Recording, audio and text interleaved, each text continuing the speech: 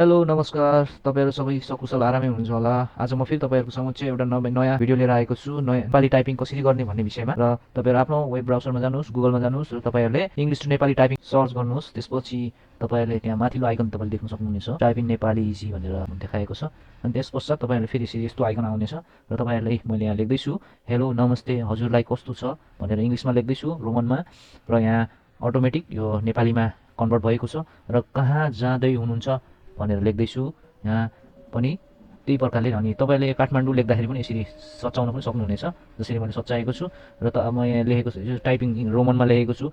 यसरी तपाईँहरूले यो वेबसाइट प्रयोग गरेर त्यहाँ पनि तपाईँले यसरी त्यसलाई सच्याउन सक्नुहुनेछ यो लेटरलाई। र साथै तपाईँले यस पश्चात तपाईँले यसरी यो लेखेको तपाईँले टाइपिङ गरेको यो सबै लेटरहरूलाई, यो वर्ड्सहरूलाई, यो प्यासेजलाई तपाईँले कपी गरेर तपाईँले चाहेको ठाउँमा तपाईँले पेस्ट गर्न सक्नुहुन्छ वर्ड डकुमेन्ट्समा, होइन, लेटरहरू बनाउँदाखेरि।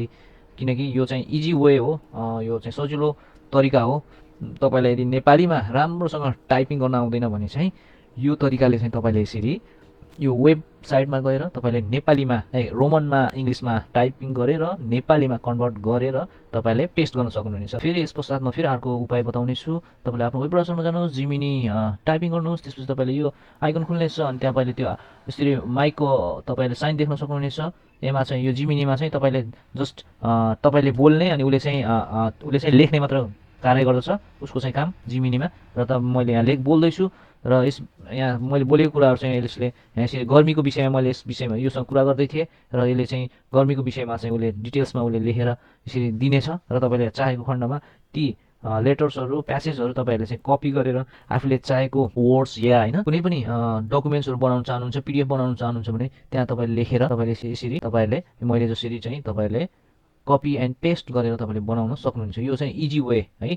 तर यसको लागि तपाईँहरूलाई इन्टरनेट वाइफाईको आवश्यकता पर्दछ।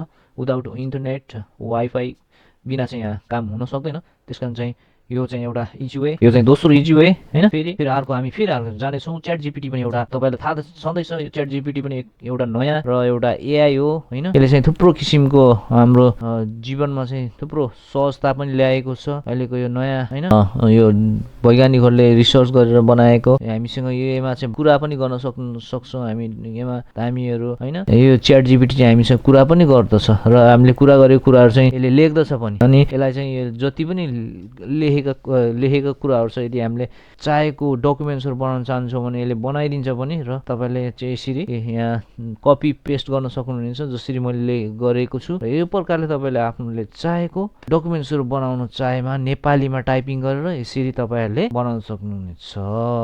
हस् त, धन्यवाद। भिडियो लामो भयो र फेरि अर्को भिडियोमा हामी भेट्नेछौँ यस्तै जानकारीमूलक भिडियोमा। हस् त, साथ सपोर्ट दिनु होला। हस् त, नमस्कार, बाई बाई।